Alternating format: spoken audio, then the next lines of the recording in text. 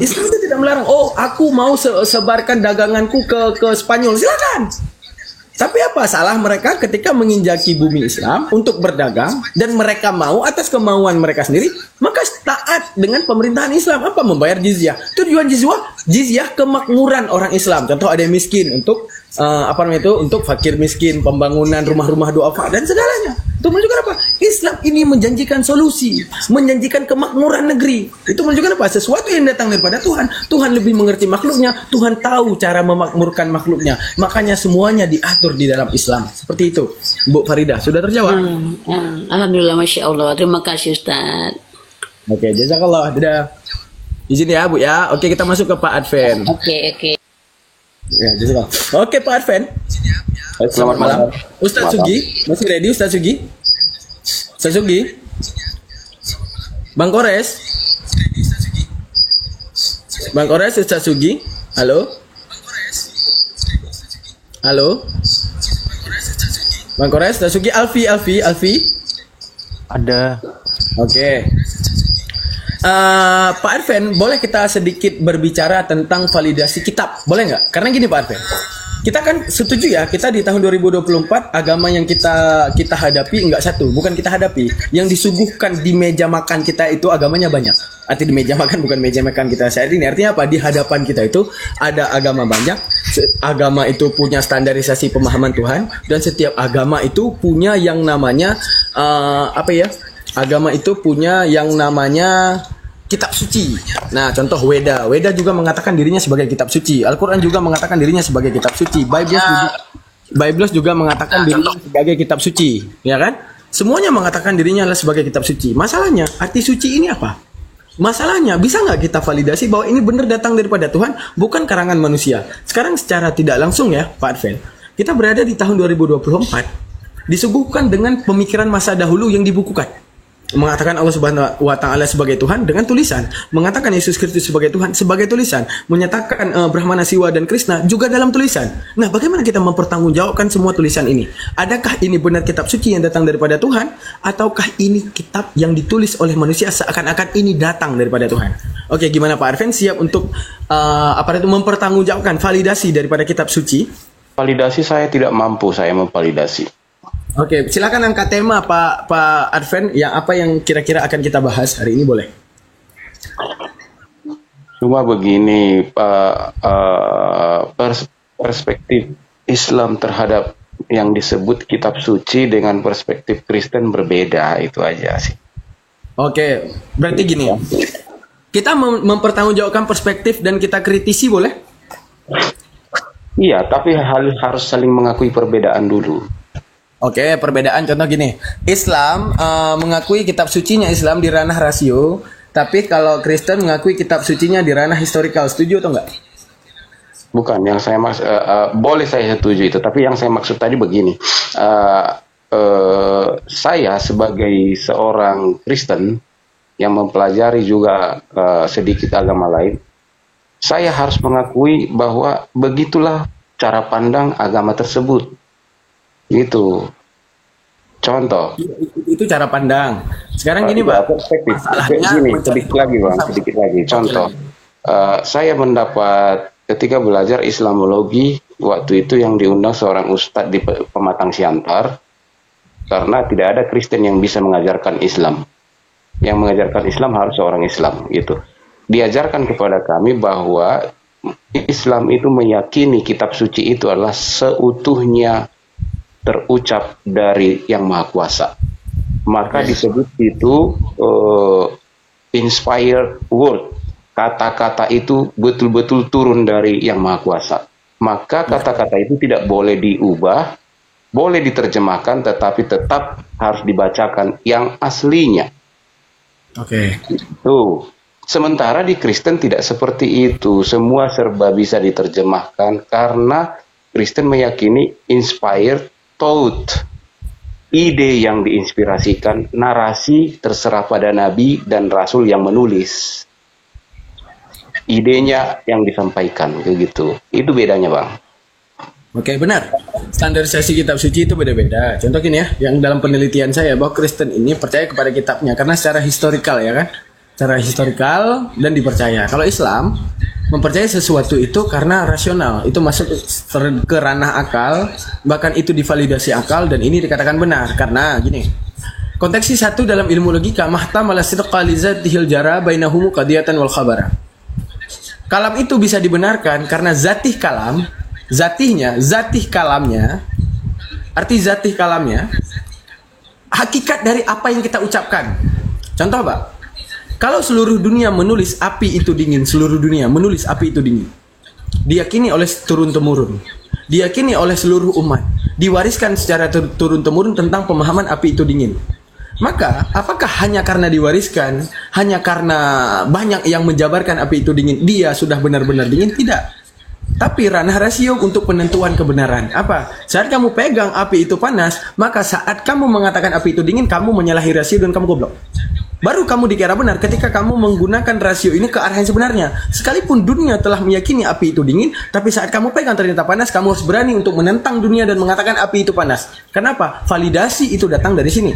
Maka Islam mengajarkan apa yang kemudian dituliskan oleh Nabi Muhammad, uji itu. Ya, uji itu. Kenapa? Karena Islam mengajarkan afala tatadabbarun, afala yaqilun. Kalau yaqilun cukup kamu berpikir, tatadabbar kamu harus meneliti daripada pikiran kamu dan menalar. Kenapa Nabi Muhammad harus dipercaya tentang firman Tuhan? Kita lihat isi daripada Al-Quran, kemudian tidak ada yang menyalahi akal. Karena ada gini, Pak. Kalau akal berada di bawah dalil, akal akan berakal-akalan menciptakan dalil. Contoh, kalau saya bilang ini Tuhan, maka ini akal saya berada di bawah dalil. Saya buat, oh dia korek yang maha kuasa, dia luar biasa, dia datang dari surga, dia perlu bisa. Karena akal berada di bawah dalil, sehingga sehingga akal menciptakan dalil-dalil tentang korek ini harus disembah. Selanjutnya ada dalil di bawahnya akal, yaitu umat yang mempercayai korek adalah Tuhan. Maka dia berada dalilnya di atas, akalnya di bawah. Akhirnya apa? Korek dituhankan, tapi dia lemah. Pokoknya tuhanin aja. Korek dituhankan, karena apa? Datang dari surga. Buktinya di Indomaret banyak jual. Ujung-ujungnya apa? Akal akan mendobrak dalil dan dalil bertentangan dengan akal. Tapi dalam Islam sistemnya akal dan dalil berjalan bersesuaian. Dalil bilang ini, akal juga berpikir seperti itu.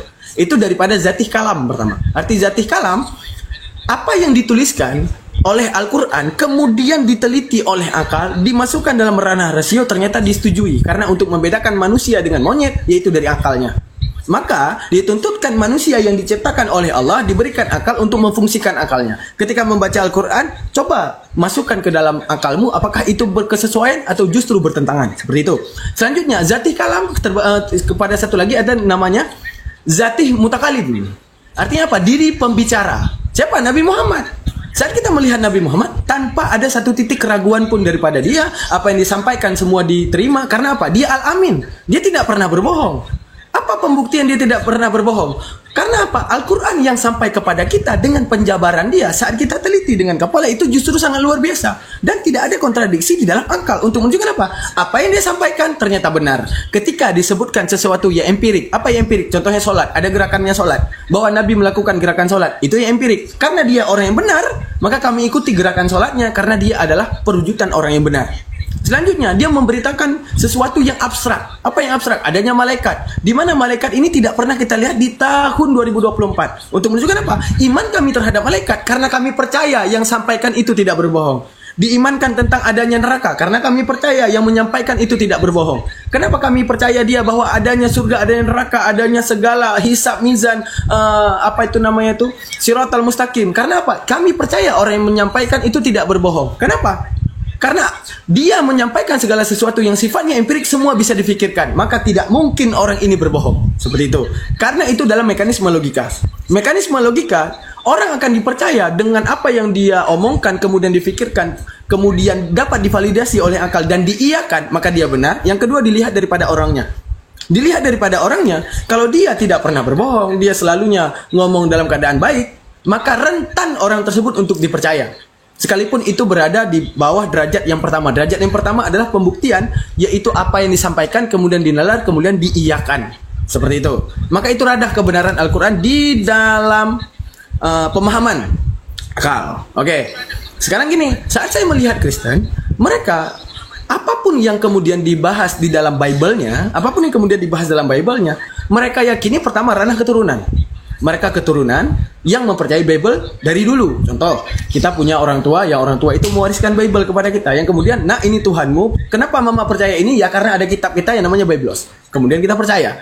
Sedangkan di Biblos, saat kita meneliti di Biblos itu mengatakan apa? Di dalam perjanjian lama Tuhan bukan manusia, dalam perjanjian baru dia manusia. Dalam perjanjian lama Tuhan tidak kelihatan, dalam perjanjian baru dia kelihatan. Untuk menunjukkan apa? Ketika dalil dan akal di bawah, tugas akal mendobrak dalil. Akan tetapi, hanya karena ada manusia yang mengatakan itu bukan kontradiksi, akan tetapi itu penjabarannya bla bla bla bla bla yang kita sebut dengan pendeta, kemudian dia mengiyakan. Kenapa mengiyakan? Karena ranah historikal. Percaya karena ada histori tentang penjabaran hal tersebut, tentang hal itu pernah ditulis. Maka standarisasi kami tidak bisa kami campak kepada Anda, standarisasi Anda tidak bisa kami campak kepada saya. Untuk menunjukkan apa? Untuk yang kemudian akan kita bahas, Tuhan cuma satu, agama banyak. Apa konklusi yang akan kita ambil? Tuhan itu satu, tapi penjabaran idea manusia menuliskan asal-asalan, menuliskan suka-suka hati mereka tentang siapa Tuhan yang satu itu. Hingga akhirnya lahirlah Hindu, hingga lahirlah Buddha, hingga lahirlah Islam, hingga lahirlah Kristen, hingga lahirlah Yahudi. Apa? Karena ada tulisan yang datang daripada masa lalu untuk penjabaran Tuhan.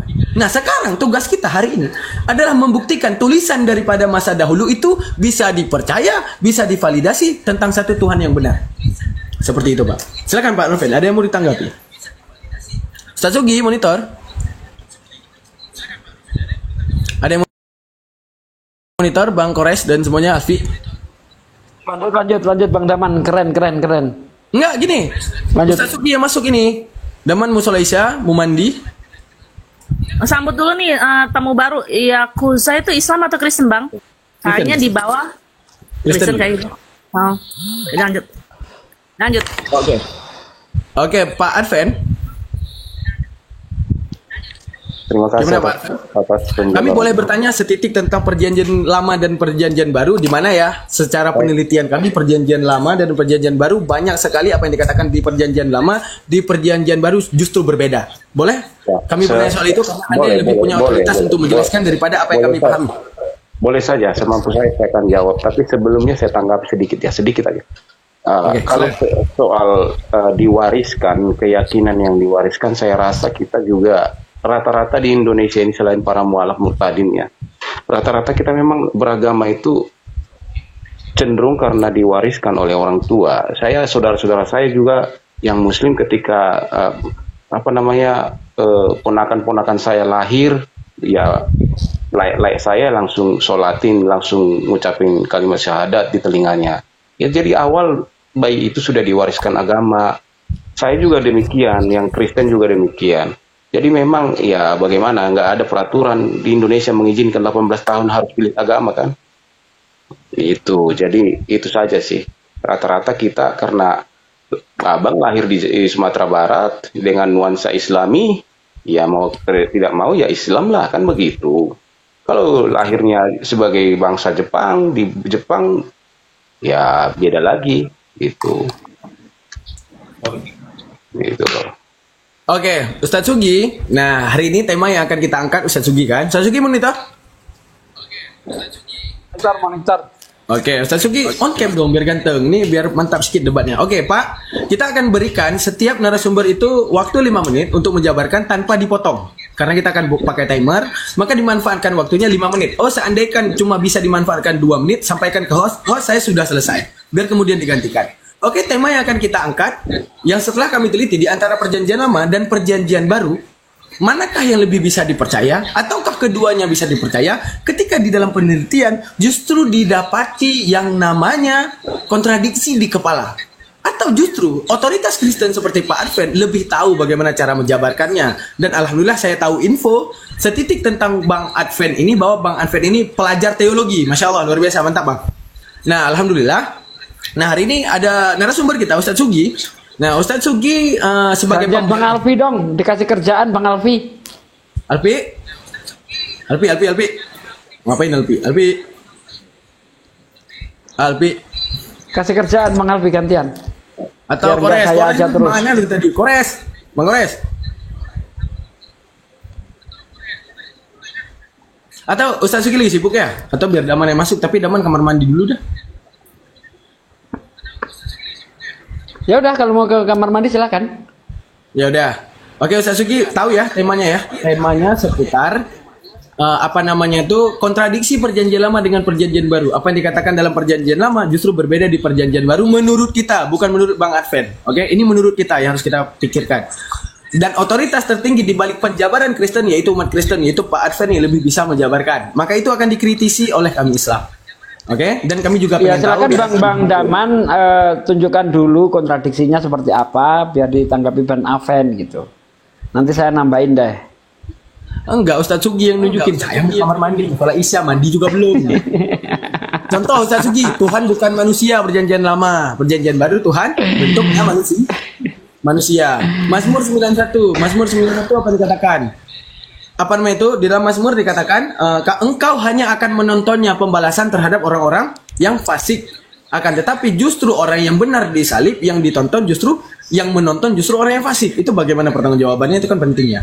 Nah, kita akan mengangkat Tuhan bukan manusia di dalam perjanjian lama, justru di perjanjian baru adalah manusia. Oke, sekarang kita akan bangun waktunya antara Ustadz Sugi dan Bang Advent. Pertama, Bang Advent memaparkan dulu Bang Advent bahwa apa itu perjanjian lama, apa itu perjanjian baru, dan ketika perjanjian lama bilang sesuatu yang seperti ini, diterangkan di dalam perjanjian baru itu sifatnya apa. Maka Bang Advent sebagai pelajar teologi lebih bisa menjabarkan hal ini. Oke, untuk waktunya kita akan berikan sekitar 5 menit. Oke, untuk Bang Advent. Oke, kita mulai. Bismillahirrahmanirrahim. Nah, Bang Advent silakan untuk bernarasi. Perjanjian lama itu, Old Testament, itu merujuk kepada perjanjian antara Yang Maha Kuasa dengan Bani Israel di Gunung Horeb atau Sinai dengan butir-butir hukum Taurat. Itu perjanjian itu diikat antara Yang Maha Kuasa dengan 12 Bani Israel, 12 suku Israel. Sebagai saksinya di situ Nabi Musa. Itu. Jadi segala janji, segala jaminan, segala perintah diberikan oleh Yang Maha Kuasa dikhususkan hanya bagi Bani Israel. Itulah perjanjian yang sudah tua, yang sudah lama. Sementara apa itu perjanjian baru? Perjanjian baru adalah di mana segala perintah, segala janji itu terbuka bagi semua kaum, semua bangsa. Tidak lagi hanya Israel yang disebut sebagai bangsa pilihan, sudah batal. Itu yang batal, hukum Taurat yang batal itu maksudnya. Bahwa Israel tidak lagi sebagai bangsa pilihan. Siapa yang menjadi pilihan? Mereka yang percaya kepada firman yang disampaikan di perjanjian yang baru. Mau dia Sumatera Barat, mau Batak, mau Jawa, mau apapun kebangsaannya, kalau dia menerima ajaran dari Yang Maha Kuasa di perjanjian baru, dialah pilihan. Itu bedanya. Jadi, yang disebut perjanjian itu sebenarnya mengenai janji-janji Tuhan kepada, jangan dulu saya katakan Tuhan, janji-janji dari Yang Maha Kuasa kepada pihak kedua di perjanjian lama itu adalah Bani Israel. Sementara pihak kedua di perjanjian baru adalah semua bangsa, semua kaum, semua suku, semua bahasa yang mau percaya dan menerima pengajaran itu. Nah itu. Jadi siapapun itu, mau Arab kah, mau Batak kah, mau apa, sudah disebut menjadi umat pilihan Yang Maha Kuasa di perjanjian yang baru. Asal saja menerima dan percaya menghidupkan pengajaran itu. Itu bedanya dengan perjanjian yang lama. Di perjanjian yang lama itu hanya bangsa Israel ini yang dipilih. Dan kalau kita baca semua sejarahnya itu, tulisan-tulisan di tanah itu, selalu yang dimaksud itu adalah Israel. Umatku, umatku, umatku, semua itu Israel. Seakan-akan Mesir tidak dianggap, Suriah tidak dianggap, Kanaan tidak dianggap, Lebanon tidak dianggap, dan yang lain-lain tidak dianggap sebagai umatnya, hanya Israel. Baik perintah-perintah yang di Taurat itu dikhususkan bagi Bani Israel pada zaman perjanjian yang lama. Itu.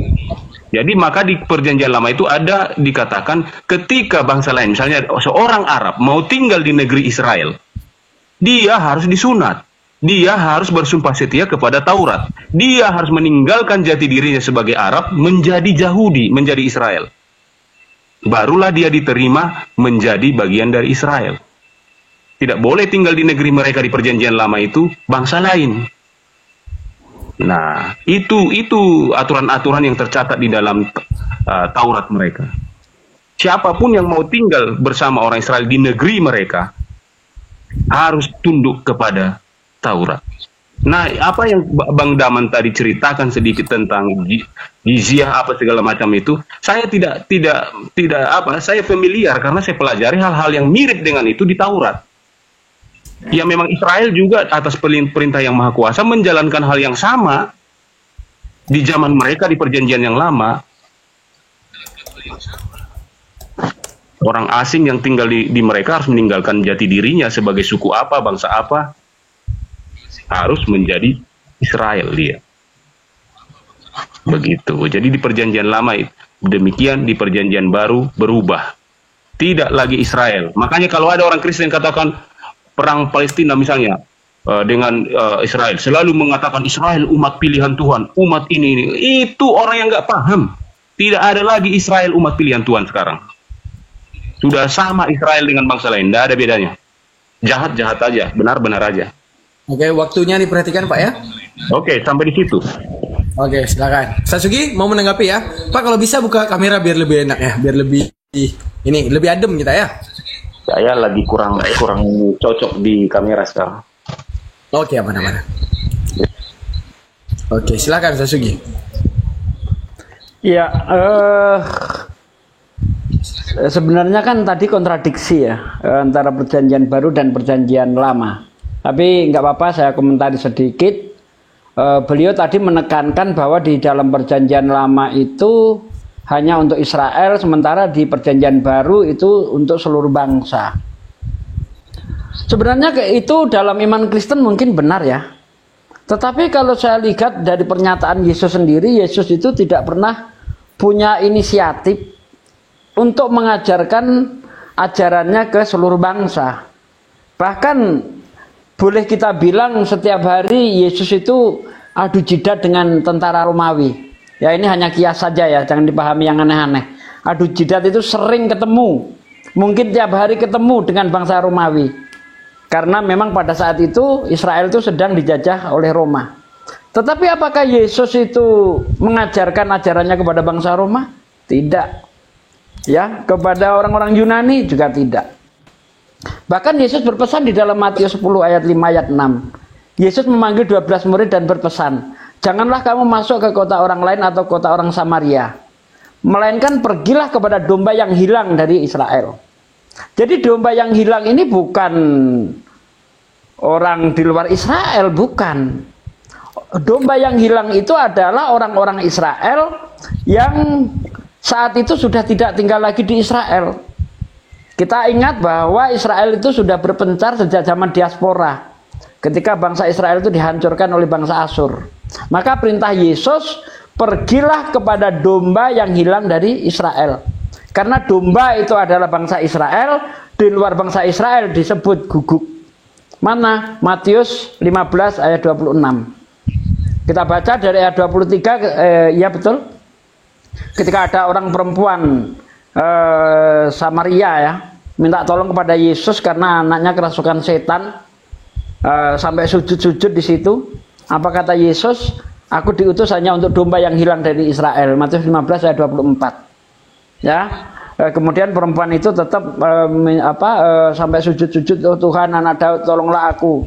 Anakku kerasukan setan, ia sangat menderita. Kata Yesus, tidak layak roti bagi anak-anak dilemparkan kepada anjing. Ya, jadi orang di luar bangsa Israel menurut Yesus adalah anjing. Perempuan itu mengatakan, apa kata perempuan itu? Benar Tuhan. Tapi ya, anjing itu makan remah-remah yang jatuh dari meja tuannya.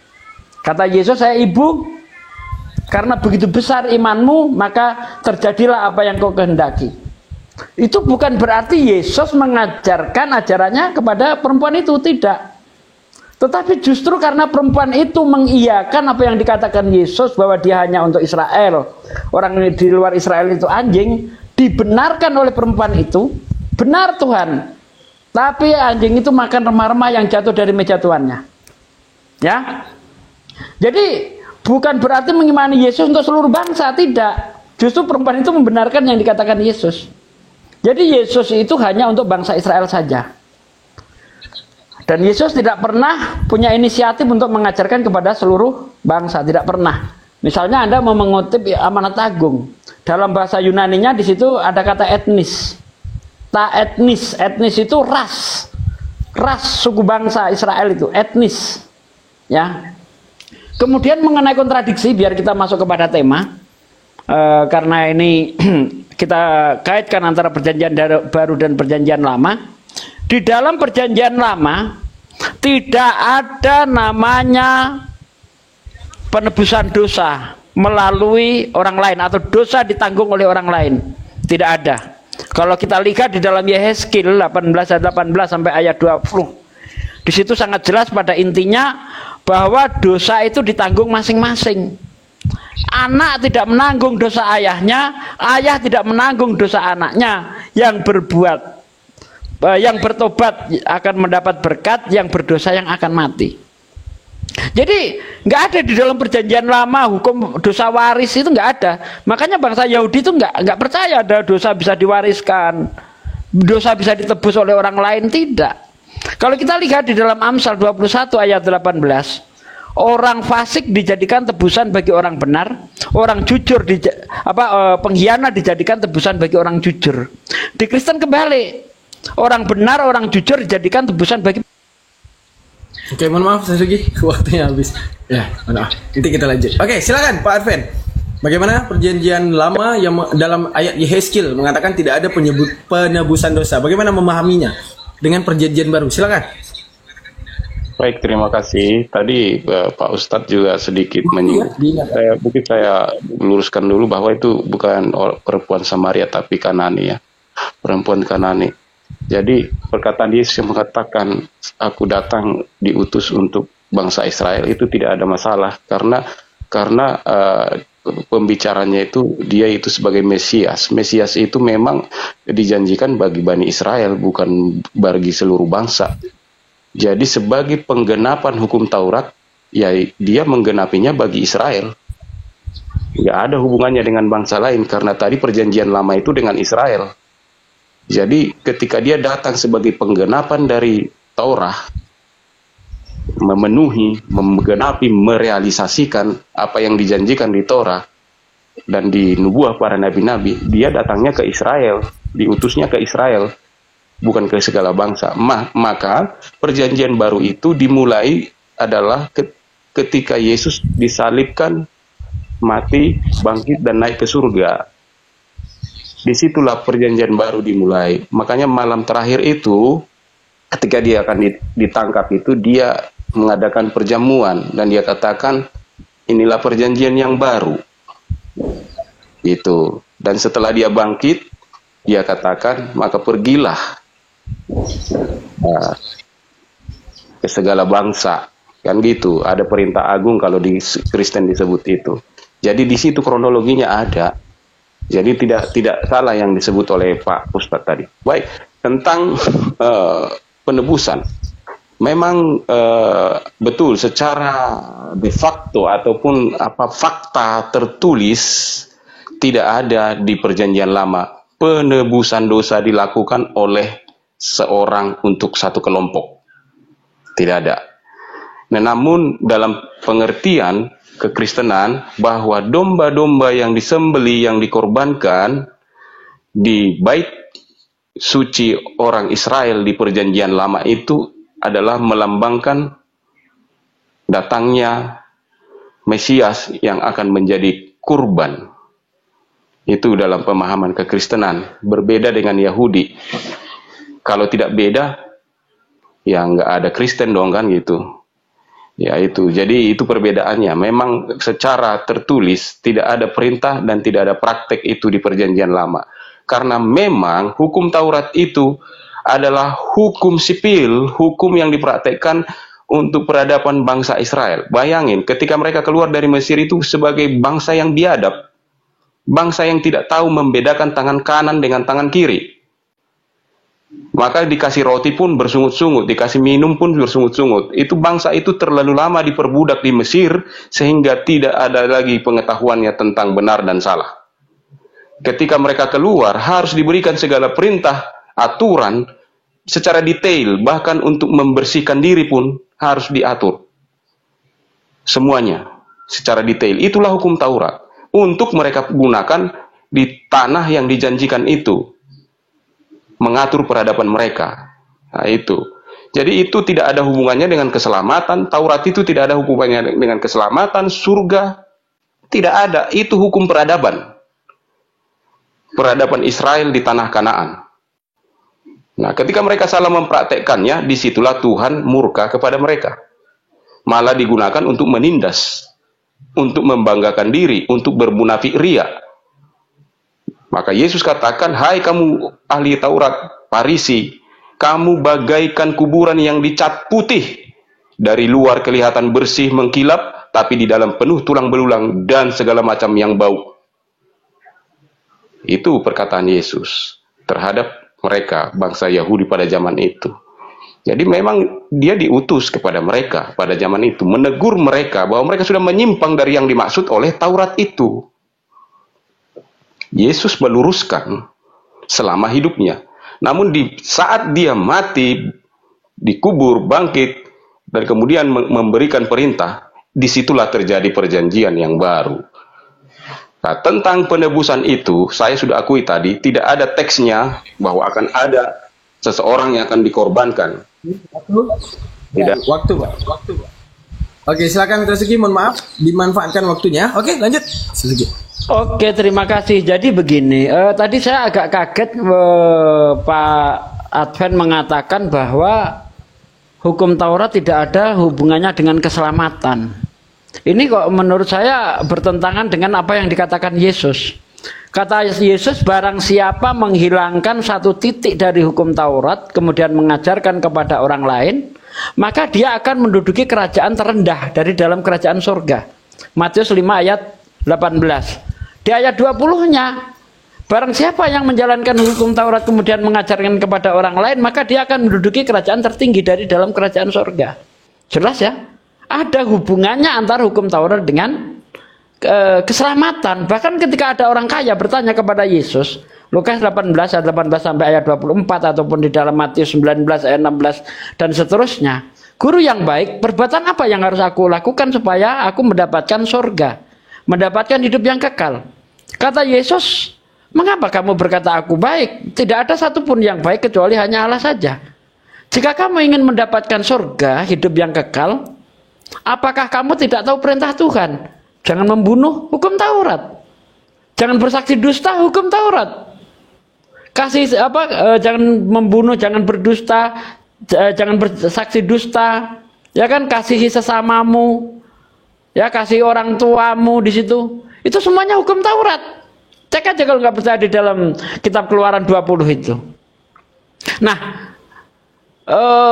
kemudian kata orang kaya itu, hal itu sudah aku lakukan sejak masa mudaku. Kalau begitu kurang satu lagi, kata Yesus. Kamu jual segala yang kau miliki lalu kamu bagi-bagikan kepada orang miskin. Maka kamu akan mendapatkan harta di surga. Jadi Yesus tidak pernah menawarkan keselamatan itu melalui penebusan dosa. Tunjuk ayatnya kepada saya di mana Yesus mengatakan, percaya aku disalib untuk menebus dosamu, kamu akan diselamatkan. Tidak ada. Itu ajaran Paulus di dalam Roma 10 ayat 9. Kalau dengan mulutmu kamu percaya bahwa Yesus itu Tuhan, mati dan bangkit dari antara orang mati, maka kamu akan diselamatkan. Memang Kristen itu berdasarkan apa yang diajarkan Paulus. Kristen, dasar dari kekristenan ini adalah salib, juga Paulus yang mengajarkan. 1 Korintus 15 ayat 16 sampai ayat 18 itu jelas sekali. Kata Paulus, jika Yesus tidak bangkit dan jika Yesus tidak mati dan tidak bangkit, maka sia-sialah ajaranku. Itu pernyataan Paulus, dan itu yang diterapkan oleh Kristen. Kemudian saya kembali lagi kepada Yesus untuk segala bangsa. Tidak, memang ya bahwa tadinya keselamatan itu akan diberikan kepada bangsa Israel, sudah diberikan kepada bangsa Israel, tapi karena bangsa Israel itu bangsa yang tegar tengkuk, ya, maka karena dia itu selalu tegar tengkuk, maka keselamatan itu dialihkan kepada bangsa lain. Kalau Anda lihat misalnya di dalam Matius 21 ayat 43. Ya, sesungguhnya aku berkata kepadamu bahwa kerajaan Allah akan diambil daripadamu dan akan diberikan kepada satu orang, ya, karena di situ dari kata legoi. Ya, legoi kalau jamak goyim. Makanya bangsa di luar Israel itu goyim. Di situ legoi. Jadi satu orang di luar bangsa Israel. Ya, dan akan menghasilkan buah kerajaan. Jadi bukan Yesus lagi yang akan menjadi juru selamatnya, melainkan sudah diberikan kepada bangsa lain. Makanya nanti kalau kita lihat di dalam Yohanes 16 dari ayat 7 dan seterusnya, itu Yesus menjanjikan seorang penolong yang lain. Dimulai dari Yohanes 14 ayat 16, aku akan minta kepada Bapa seorang penolong yang lain, ya, seorang penolong yang lain. Jadi bukan Yesus lagi yang menjadi tumpuannya, bukan, karena sudah diberikan kepada bangsa lain. Kalau masih dipegang Yesus juga berarti nggak dipindahkan dong. Karena Yesus orang Israel kan. Tapi karena sudah diberikan kepada bangsa lain, maka harus ada bangsa yang mengemban kerajaan Allah itu. Dan kerajaan Allah tidak mungkin diberikan kepada bangsa yang tidak bersunat, itu tidak mungkin. Karena awalnya kerajaan Allah diberikan kepada Abraham ditandai dengan sunat. Anda baca di dalam kitab Kejadian 17. Baca baik-baik di situ. Aku akan mengadakan perjanjian kekal antara aku dan kamu, antara aku dan keturunanmu. Aku akan menjadi Allahmu dan menjadi Allah keturunanmu turun-temurun. Cek kalau nggak percaya. Jadi habis waktu. Silakan Pak Arven, silakan ditanggapi Pak Arven. Baik, terima kasih Pak Ustadz Sugi. Betul apa yang Anda katakan, teks-teks yang Anda baca itu semua betul seperti itu.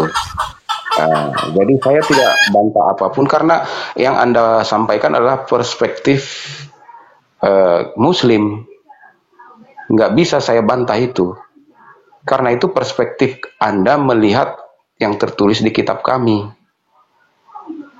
Jadi kan kenyataannya kita berbeda. Jadi nggak perlu saya adu lagi perbedaan itu. Nggak seperti itu Pak Sugi. Nggak perlu lagi.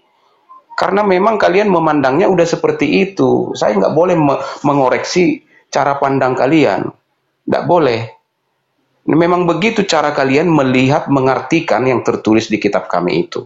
Bahkan nanti akan tiba itu, legoi itu akan tiba kepada Nabi Muhammad dalam pemahaman kalian. Kalau saya bantah itu sampai kiamat nggak bakal selesai, gitu. Jadi kita udah belajar itu, saya sudah belajar hal-hal seperti itu. Oh begitu pemahaman mereka tentang kitab kita ini, bahwa penghibur itu, bahwa penolong yang lain itu, yang dijanjikan oleh Yesus itu, dalam pemahaman mereka adalah Nabi besar Nabi Muhammad. Oh pantas kami berbeda. Ya sudah, apalagi perbedaan kok jadi perbantahan? Tidak. Nah, jadi yang saya maksud tadi kembali kepada hukum Taurat sebagai pengatur kehidupan bermasyarakat, tatanan hidup bermasyarakat Bani Israel di tanah Kanaan. Adapun perkataan Yesus mengatakan, siapa yang mengurangkan ataupun menghilangkan, menghapus satu iota dari hukum Taurat, menempati tempat terendah dalam kerajaan Allah. Dalam pemahaman Kristen, kerajaan surga atau kerajaan Allah itu bukanlah surga itu sendiri. Akan tetapi kekristenan, kepercayaan kepada pengajaran Yesus, itulah kerajaan surga, kerajaan Allah. Maka ketika Yesus berkata, lebih mudah seekor onta masuk ke dalam lubang jarum dibandingkan seorang kaya masuk ke dalam kerajaan surga. Bukan masuk surga yang di atas sana maksudnya, tetapi bertobat menjadi orang baik, menjadi orang yang murah hati, menjadi orang yang rela menyumbangkan hartanya, menjadi orang yang rela meninggalkan semua hartanya demi menjalankan perintah Tuhan. Lebih mudah seekor onta masuk ke lubang jarum daripada seorang kaya. Karena apa dikatakan seperti itu? Karena orang yang bertanya tadi Pak, yang bertanya tadi kepada Yesus, apa yang akan kulakukan supaya aku memperoleh hidup? Akhirnya dia kan nggak jadi. Ketika Yesus katakan, jual hartamu, bagikan pada orang miskin. Lalu datanglah ke sini, ikutlah aku. Ternyata dia sedih karena banyak hartanya. dan dia meninggalkan Yesus. Sejak saat itu dia menuju kebinasaan. Karena apa? Banyak hartanya. Itulah alasannya Yesus berkata lebih mudah seekor onta masuk ke lubang jarum daripada seorang kaya masuk ke dalam mengikut Yesus. Masuk ke dalam kerajaan surga, kerajaan Allah. Itu pemahaman Kristen. Kerajaan surga itu bukan yang nanti, tapi sekarang, now on this earth gitu. Di bumi ini, kehidupan kekristenan, kehidupan percaya kepada pengajaran Yesus, itulah kerajaan surga, itulah kerajaan Allah. Mengenai surga sebagai place, tempat, itu nanti, nggak tahu kapan itu, kiamah, hari kebangkitan, nggak tahu. Tapi kita harus hidup di bumi ini di dalam kerajaan Tuhan, kerajaan surga, kerajaan Allah. Artinya hidup sesuai dengan perintah-perintah Tuhan. Itu Pak, yang dapat saya maknai di situ. Jadi saya tidak membantah apa yang Bapak sampaikan, tafsir ataupun pemahaman Anda tentang ayat-ayat yang Anda kutip tadi, tentang penghibur, tentang penolong yang lain. Saya tidak akan bantah itu, karena itu sudah paten di kalian pemahaman itu. Tidak ada gunanya saya bantah, karena memang semua kristolog kalian ataupun apologet kalian akan bernarasi seperti itu. Saya harus hargai itu. Karena kalau tidak seperti itu pemahaman kalian, kita sama dong jadi Kristen kalian jadinya. Harus berbeda pemahaman kita tentang satu teks, barulah kita beda agama. Kalau sama pemahaman kita, ya kita satu agama.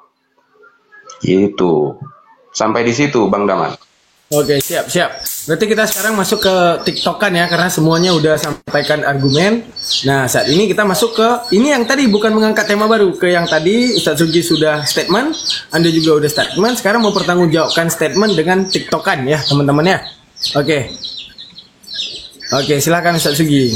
Sambil TikTokan kepada beliau boleh saling bertanya ya. Sekarang udah masuk ke timing TikTokan. Oke ya, di sini tes ya. Di sini ada miss tadi. Sementara pemahaman secara umum baik orang Islam ataupun orang Kristen ketika berbicara tentang kerajaan, tentang kehidupan kekal, itu berbicara tentang surga. Bukan berbicara tentang apa yang ada di dunia ini. Sementara Pak Advent tadi memahaminya itu kalau kita jadi Kristen ya itu di dalam kerajaan surga, kan begitu. Nah di sini ada miss gitu kan. Nah sementara kalau saya lihat teks-teks yang ada itu memang berbicara tentang kehidupan nanti. Makanya di situ dikatakan bagaimana supaya mendapatkan hidup yang kekal. Hidup yang kekal tentu tidak di dunia ini dong. Hidup yang kekal ya nanti di surga.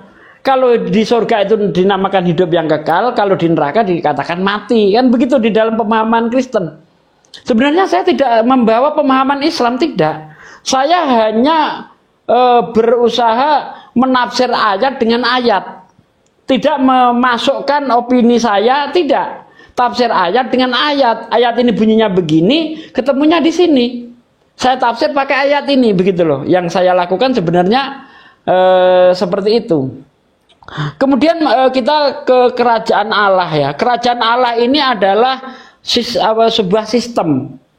Ya, sebuah sistem kehidupan kita yang diatur oleh Tuhan. Itu sebenarnya. Jadi bedakan antara kerajaan Allah dengan kerajaan surga atau kehidupannya kekal itu. Makanya yang dimaksud di dalam oleh Yesus di dalam Matius 21 ayat 43 itu bukan berbicara tentang surga, bukan. Tapi berbicara tentang aturan, sistem. Ya, Yesus berkata bahwa aku berkata kepadamu bahwa kerajaan Allah akan diambil daripadamu dan akan diberikan kepada bangsa lain yang menghasilkan buah kerajaan. Ini bukan berbicara tentang surga, tetapi sebuah sistem yang akan membawa kita kepada surga. Sebenarnya seperti itu kalau saya maknai ya. Nah, kenapa kerajaan Allah ini dipindahkan kepada bangsa lain? Karena bangsa Israel ini bangsa yang tegar tengkuk. Memang bangsa Israel ini bangsa yang sangat dimuliakan Tuhan. Pada masa kapan? Pada masa Musa. Sampai kapan? Sampai Hosea. Karena bangsa ini bangsa yang tegar tengkuk, ya kan? Itu dimuliakan, awalnya dimuliakan, tapi karena bangsa ini tegar tengkuk akhirnya ditinggalkan. Makanya nanti baca dari kitab Hosea sampai kitab Maliaki, itu isinya pengutukan terhadap bangsa Israel. Baca aja kalau nggak percaya. Mungkin orang-orang Kristen yang belum membaca Bible dengan baik, ya nggak akan ngerti soal ini. Baca dengan baik itu. Hosea sampai Maleakhi, isinya pengutukan. Ya, untuk rangkumannya Anda bisa baca di dalam Hosea 4 ayat 4, Hosea 4 dari ayat 1 dan seterusnya. Baca aja. Itu Tuhan sangat murka kepada bangsa Israel. Tapi Tuhan tetap mencoba sekali lagi mendatangkan Yesus untuk menyelamatkan mereka. Tapi tetap saja mereka bangsa yang tegar tengkuk, bahkan Yesus dibunuh. Nah kemudian apa yang membuat saya yakin bahwa keselamatan itu tidak datang dari bangsa Israel lagi? Karena ada ayat di dalam Kisah Para Rasul 3 ayat 23 dikatakan begini, akan terjadi, ya, dan akan terjadi barang siapa yang tidak mendengarkan Nabi itu akan dibasmi dari umat kita. Ini ditulis di dalam Kisah Para Rasul. Di situ dikatakan dan akan terjadi. Berarti ketika ayat itu ditulis belum terjadi. Nah itu ada nabi yang akan melakukan peperangan, memerangi orang-orang yang tidak mendengarkan firman-Nya. Itu siapa kira-kira nabi itu? Nah kita mengkerucut karena tadi saya berbicara tentang kerajaan Allah itu akan dipindah ke bangsa lain. Maka kita cari bangsa mana yang berhak mendapat kerajaan Allah. Habis ya waktunya ya? Tes? Enggak, ini enggak pakai waktu. Enggak pakai waktu. Enggak pakai waktu. Nah, sekarang ibaratnya ini Bang Ustaz Sugi bertanya, beliau menjawab, respon, baru kita masuk ke waktu lagi nanti. Ya. Pertanyaan saya, ya kan? Kerajaan Allah itu diberikan kepada Abraham ditandai dengan adanya sunat. Kejadian 17 mulai dari ayat 8 kalau nggak salah itu. Dibaca aja di situ. Ya, nah tentu ketika kerajaan Allah yang tadinya diberikan kepada Abraham dan akan dipindahkan tentu kepada bangsa yang bersunat juga. Tidak mungkin kepada bangsa yang tidak bersunat, karena Tuhan jijik dengan orang yang tidak bersunat. Ya, orang yang tidak bersunat dihukum mati oleh Tuhan. Bahkan orang yang tidak bersunat tidak bisa masuk ke bait Allah. Di dalam kitab Yesaya 66 masih ingat saya di situ. Jadi kerajaan Allah ini akan diberikan kepada bangsa lain, tentu bangsa yang bersunat. Nah, di dalam Kisah Para Rasul 3 ayat 23 di situ dikatakan akan terjadi semua orang yang tidak mendengarkan nabi itu akan dibasmi oleh umat kita. Ini nabi siapa? Itu pertanyaan saya. Oke, datanya di mana itu, Ustaz Sugi? Ayat Kisah tadi Para Rasul 3 23. Oke, Kisah Para Rasul 3:23. Silakan Pak Adven.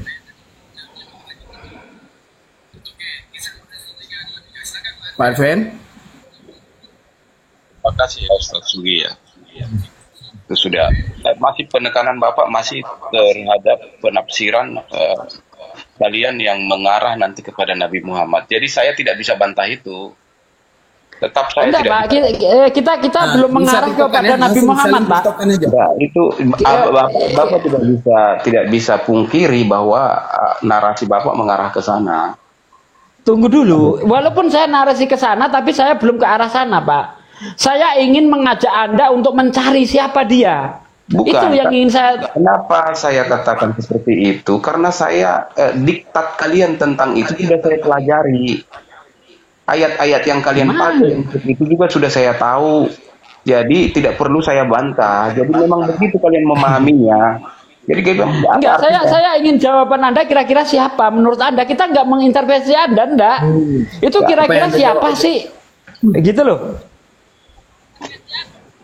Jadi kan penolong yang lain dalam pemahaman kalian akan menuju kepada Nabi Muhammad. Tetapi di dalam pengertian iman Kristen, penolong yang lain itulah Roh Kudus. Itu, jadi Roh Kudus itu sudah terbukti di dalam Kisah Para Rasul turun kepada para murid sehingga berupa lidah-lidah api sehingga mereka berbicara, menyampaikan firman dengan penuh kuasa. Kira-kira sedikit Pak Adven, kira-kira cocok nggak kalau itu Roh Kudus? Karena di situ dikatakan nabi, Pak. Nabi, Roh Kudus bukan nabi. Ya, Tuhan. Itu kan di ayat, bentar sedikit. itu kan berbicara tentang, kalau Anda baca dari ayat 22, Kisah Para Rasul 3 ayat 22, itu berbicara tentang ulangan. 18 ayat 18 sampai ayat 19. Seorang nabi akan aku bangkitkan dari antara saudara mereka, yang seperti engkau ini. Aku akan menaruh firmanku ke dalam mulutnya. Ia akan mengatakan segala sesuatu yang ia dengar daripadaku. Barang siapa yang tidak mendengarkan firmanku yang diucapkan nabi itu demi namaku, daripadanya akan aku tuntut pertanggungjawaban. Nah, di Kisah Para Rasul 3 ayat 22-23 sangat jelas dikatakan, dan akan terjadi semua orang yang tidak mendengarkan nabi itu akan dibasmi dari umat kita.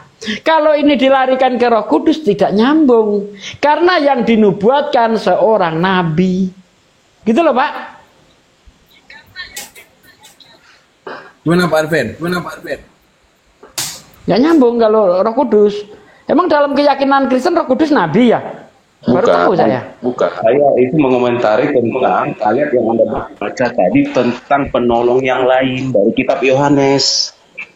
Bukan tentang dari Kisah Para Rasul.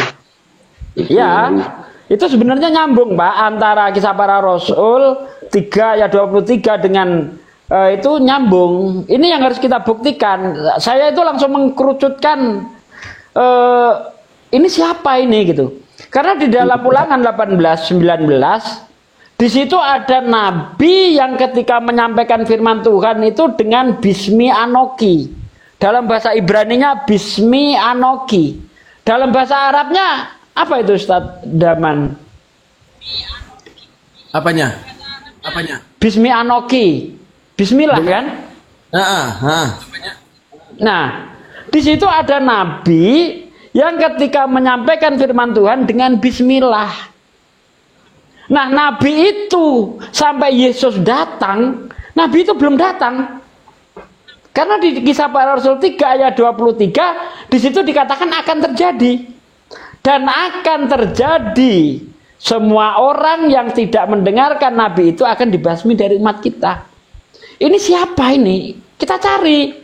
Jangan-jangan nyerah, Pak. Kita cari siapa dia. Kalau menurut Anda si A, mari kita buktikan bersama. Kalau menurut saya si B, kita buktikan bersama. Begitu diskusi itu. Oke. Gimana pendapat Pak? Kisah Para Rasul 3 yang Anda bahas tadi kan? Hah? Kisah Para Rasul 3 kan? Iya, ayat 23. Iya. Dari ayat 22 dibaca.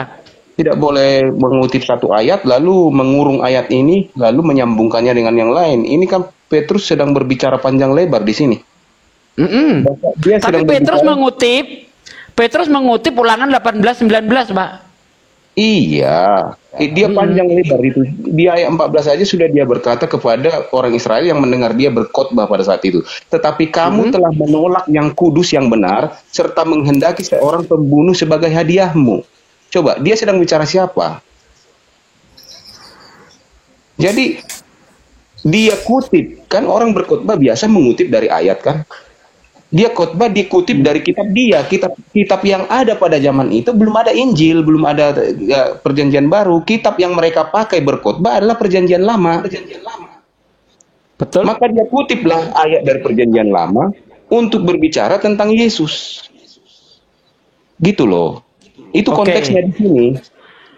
Pak, saya harus tahu bahwa saya punya expert di bidang ini, berbicara tentang ini karena saya betul sekolah tentang ini. Betul. Oke. Apakah ini, cocok itu untuk Yesus? Bukan. Petrus sedang berbicara tentang Yesus di sini, bahwa bangsa Yahudi telah menolak Yesus, menyalibkan dia dan memilih seorang penjahat menggantikan Yesus. Itu jadi yang sedang Yesus itu nabi. Nanti pada akhirnya nubuat tentang nabi yang Bapak baca tadi itu, yang menggambarkan Yesus itu akan terjadi. Kan itu yang ayat Bapak baca itu. Dia kutiplah ayat itu dari perjanjian lama. Akan terjadi bahwa nabi tersebut akan membalaskan itu semua perbuatan mereka yang tidak benar itu, penolakan mereka terhadap Yesus itu. Nah, ini nabi siapa? Itu loh, Pak. Lah, ini nabi siapa? Yesus juga disebut nabi, Pak. Oke, kalau Yesus nabi, ingat ciri-cirinya di situ yang tidak mendengarkan dia akan dibasmi. Sekarang saya ingin tahu, di mana ada Yesus memerintahkan untuk memerangi orang yang tidak mendengarkan dia? Tidak memerangi, kan dibasmi artinya itu kan berbicara tentang akhirnya. Iya, membasmi di situ artinya itu memerangi. Ya. Bukan memerangi, jangan bikin pengertian tersendiri. Iya, ya akan dibasmi deh, akan dimusnahkan. Sekarang siapa itu, yang akhirnya, pada akhirnya saya rasa semua kita mempunyai keyakinan bahwa pada akhirnya kejahatan akan di bumi hanguskan. Lah itu juga Yesus akan melakukan hal yang sama, bahwa semua pembuat kejahatan akan dihukum. Tetap ada ajarannya di kitab Kristen bahwa akan ada neraka bagi para pembuat kejahatan yang menolak ajaran sehat, ajaran yang benar yang disampaikan oleh Tuhan Yesus Kristus. Jadi menurut Anda itu sudah terjadi belum? Kisah Para Rasul 3 ayat 23. Akan. Belum terjadi sampai sekarang. Belum. Oke. Sip ya, itu kita garis bawahi, belum terjadi. Berarti bukan Yesus yang dimaksud. Bukan. Karena sekali lagi itu terjadi pada waktu Nabi itu masih ada. Orang yang tidak mendengar. Bentar Pak. Akan terjadi. Aduh. Bentar Pak. Sedikit Pak. Kembali lagi ke Ulangan 18:19. Di situ orang yang tidak mendengarkan firmanku yang diucapkan Nabi itu akan aku tuntut pertanggungjawaban. Sekarang pertanyaan saya, apakah Yesus ketika menyampaikan firman Tuhan dengan nama Tuhan? Karena sangat jelas Ulangan 18:19 loh. Orang yang tidak mendengarkan firmanku yang disampaikan Nabi itu demi namaku, daripadanya akan aku tuntut pertanggungjawaban. Kalau itu Yesus, apakah Yesus ketika menyampaikan firman Tuhan dengan nama Tuhan? Di mana ayatnya? Kan begitu. Oke, sudah Sasugi. Dan pembantaian itu. Ya. Ini udah berwaktu lagi. Silakan. Lagi. Oke, kepada beliau ya. Silakan Pak. Biar nggak saling berbicara. Oke, lanjut Pak. Baik, terima kasih. Tadi kan dikutip oleh Pak Sugi dari Ulangan 18 ke ayat 19. Orang yang tidak mendengarkan segala firmanku yang akan diucapkan Nabi itu demi namaku, daripadanya akan kutuntut pertanggungjawaban. Yang berbicara ini kan sang sumber di dalam pengertian umat Kristen, yaitu Yod-He-Vav-He, kepada Bani Israel melalui Musa. Jadi dari antara saudaramu. Jadi ini nubuat yang panjang kalau di kekristenan. Ini akan digenapi ketika Yesus memberikan pengajarannya dan sampai dia akan membalaskan orang-orang yang jahat yang tidak menerima pengajaran yang benar. Itu. Jadi masih akan, bahkan di zaman Petrus juga, Petrus tidak katakan di khotbahnya yang tadi bahwa ini sudah digenapi. Dia tidak ada penekanan seperti itu. Dia masih tetap mengkhotbahkan itu, bahwa orang-orang yang memperlakukan Yesus seperti itu, menyalibkan dia dan memilih penjahat, artinya menolak yang baik, memilih yang jahat, bukan menerima yang baik, maka sesuai dengan nubuatan itu, dia bacakan masih dalam bentuk nubuatan. Dia tidak katakan ini sudah digenapi atau sedang digenapi. Tidak, masih tetap akan terjadi, kata dia. Akan terjadi bahwa orang-orang itu akan apa? Dibinasakan oleh Nabi itu. Begitu Pak Sugi. Oke, sebentar ya. Kita lanjut ke Ustadz Sugi. Silakan Ustadz Sugi.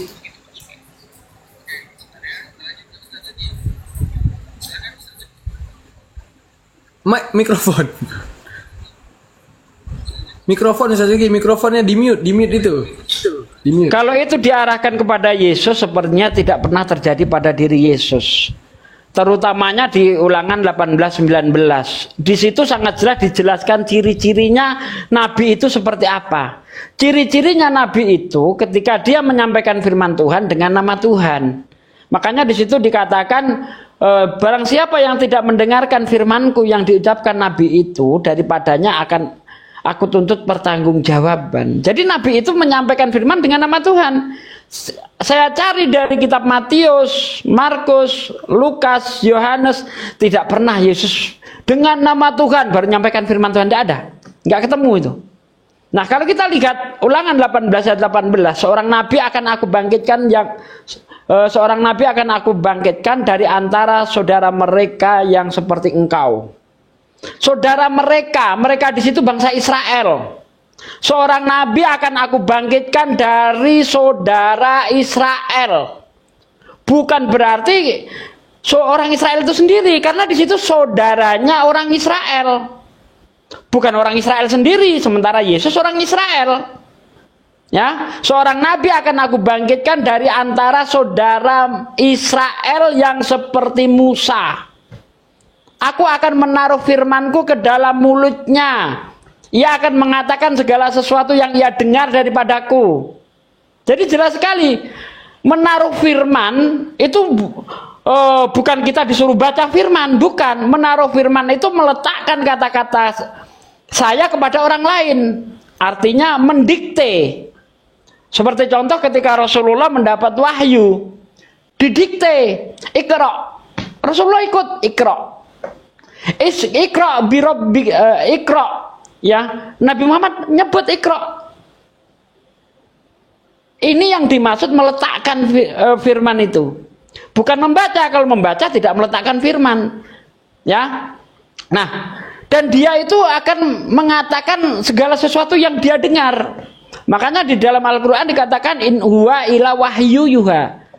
Yang disampaikan Nabi Muhammad itu tidak lain melainkan wahyu. Bukan berasal dari dirinya sendiri, tidak. Makanya Al-Quran itu murni firman Allah, tidak ada sedikit pun tercampur oleh kata-kata Rasulullah. Dan terbukti seluruh surah di dalam Al-Quran, kecuali surah At-Taubah, itu didahului dengan Bismillahirrahmanirrahim. At-Taubah dengan ta'awud, a'udzubillahi minasyaitonirrajim. Ya, kecuali surah At-Taubah. Dan nabi yang mampu menggenapi ini hanya di Islam. Tidak ada nabi lain yang mampu menggenapi ini.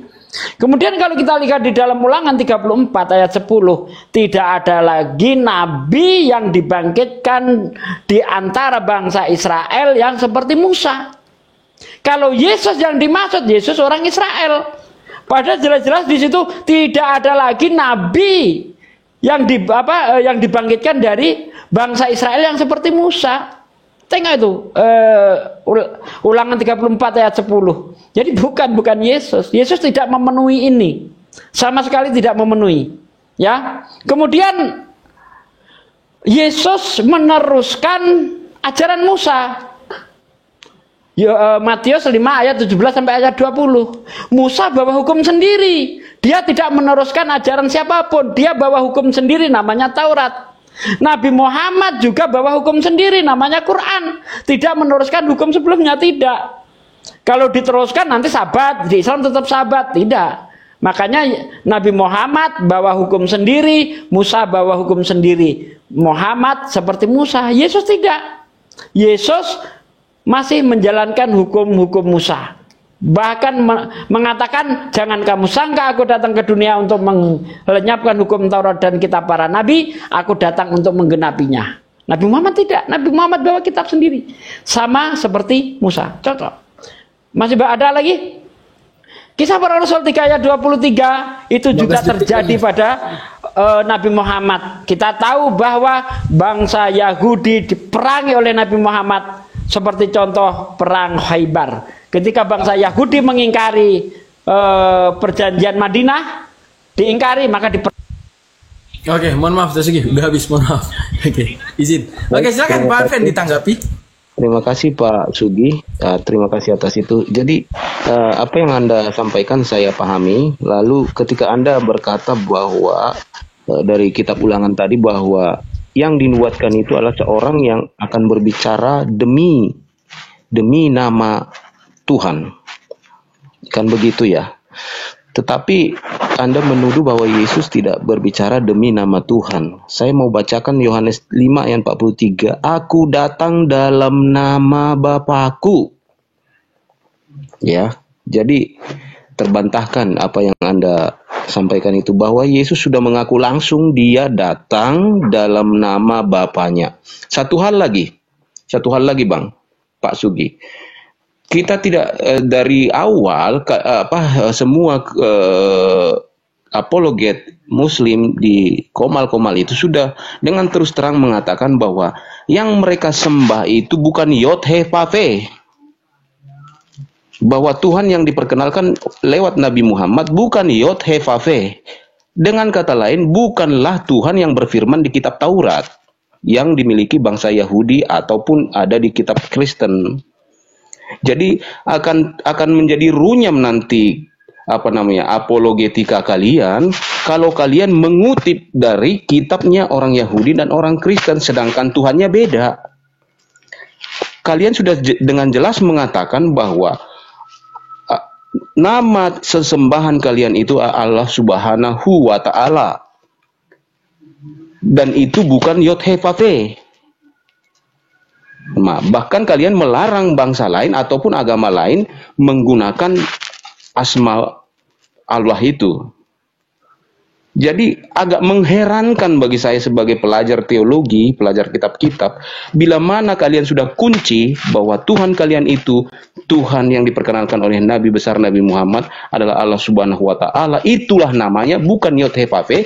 Namun untuk membenarkan sang Nabi ini, kalian kutip dari kitab yang di dalamnya bukan Allah Subhanahu wa Ta'ala berfirman, melainkan Yod He Vav He.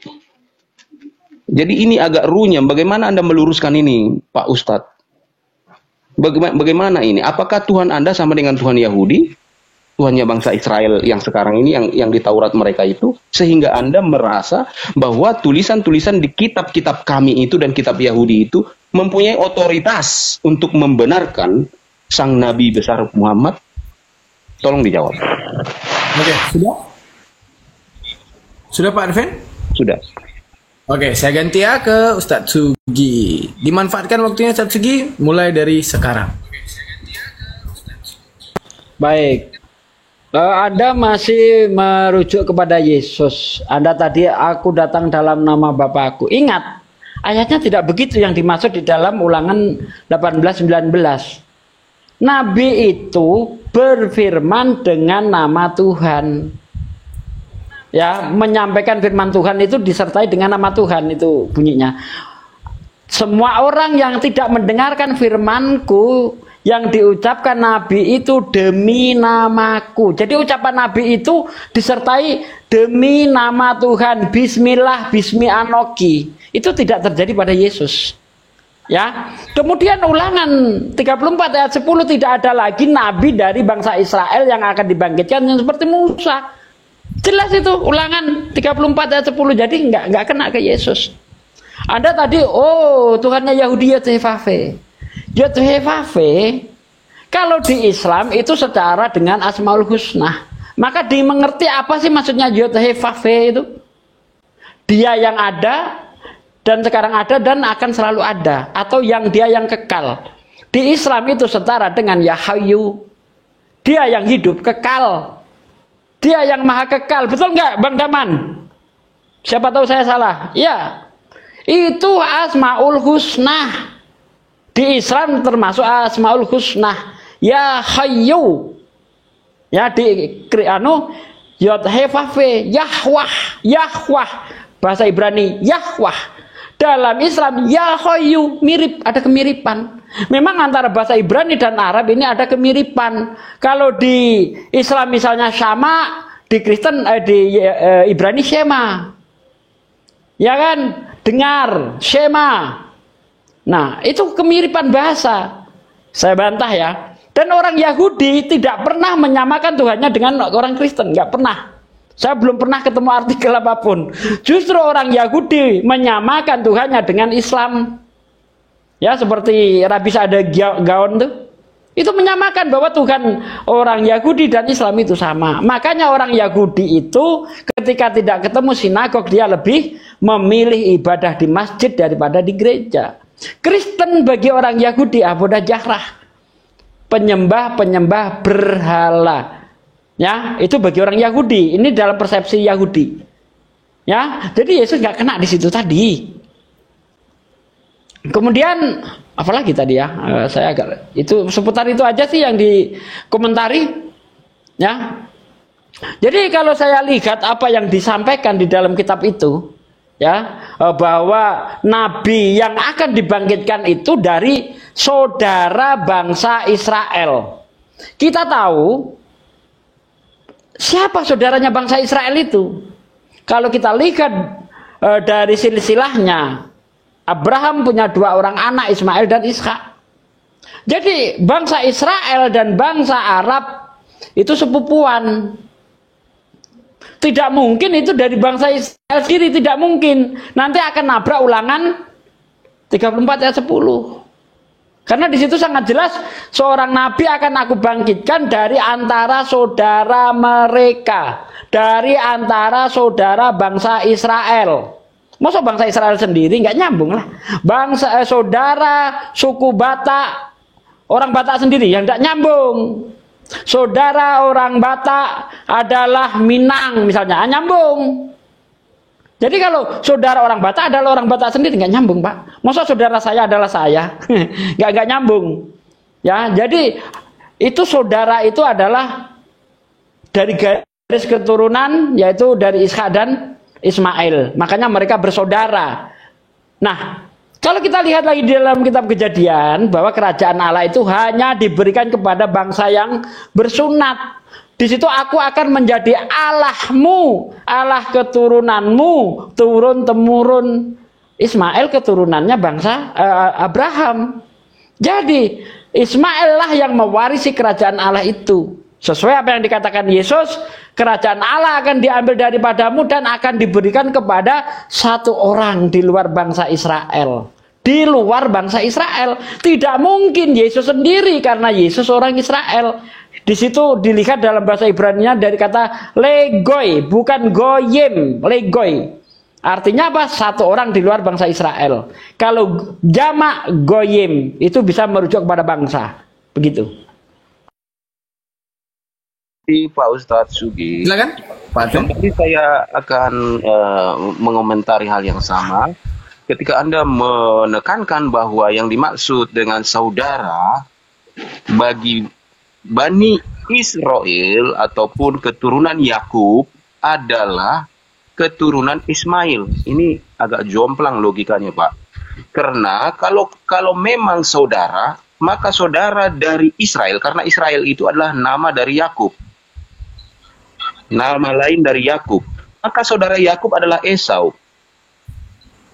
Esau itu adalah menurunkan bangsa Edom. Bangsa Edom itu dulunya berdomisili di sekitar Yordania dan Suriah. Itu termasuk Petra itu adalah peninggalan bangsa Edom. Jadi seharusnya kalau memang seperti tafsiran Bapak Sugi, saudaranya itu bukan lagi dari kaum Israel, saudaranya yang terdekat adalah bangsa Edom, keturunan dari abangnya Yakub.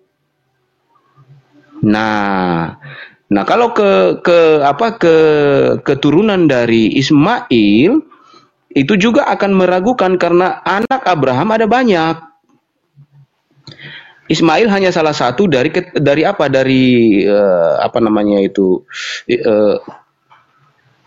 Hagar, Siti Hajar kalau di kalian. Tetapi dari istri ketiganya Ketura masih ada lagi bangsa-bangsa lain.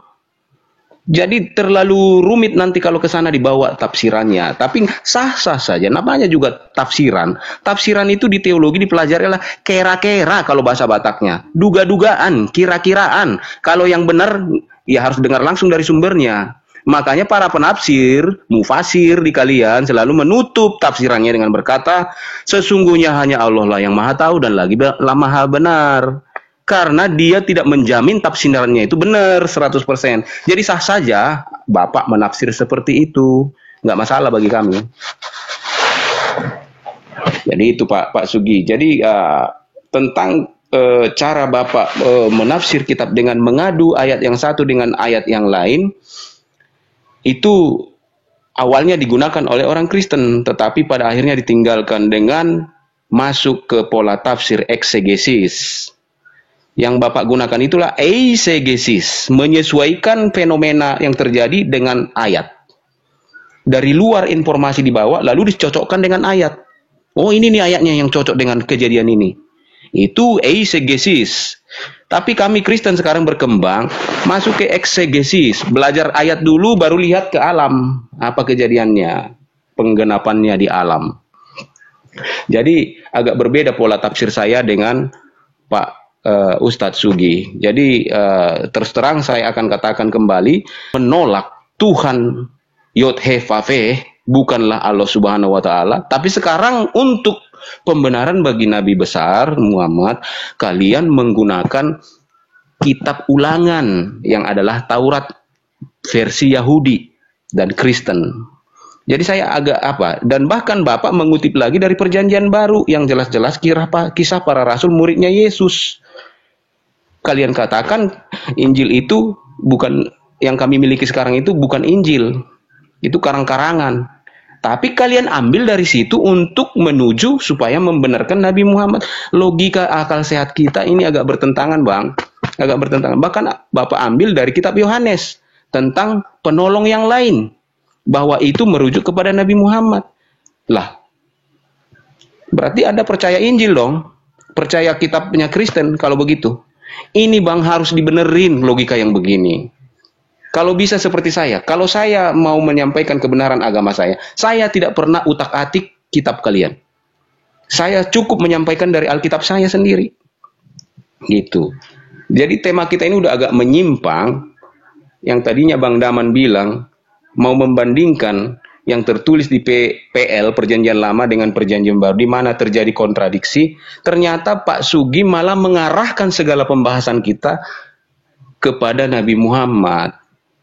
Jadi saya mau stop sampai di sini sebelum terlalu jauh karena sudah menyimpang dari tema. Terima kasih Bang Daman.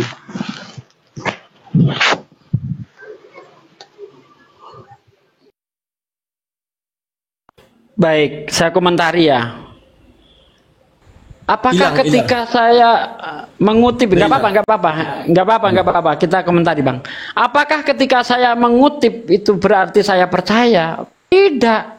Yang saya lakukan adalah memberi bukti sesuai iman mereka. Bukan iman saya, bukan. Memberi bukti kepada iman mereka. Karena tidak mungkin saya memberikan Al-Quran untuk membantah mereka. Karena mereka tidak mengimani kitab saya. Selesai, nggak terjadi diskusi. Mau kubawakan itu, kamu percaya gitu? Kan tidak. Makanya yang terbaik adalah membawa kitab yang Anda imani untuk membuktikan kepada Anda. Tidak ada urusannya dengan iman saya, tidak. Kalau iman saya mau ditulis di dalam kitab Taurat atau apa di dalam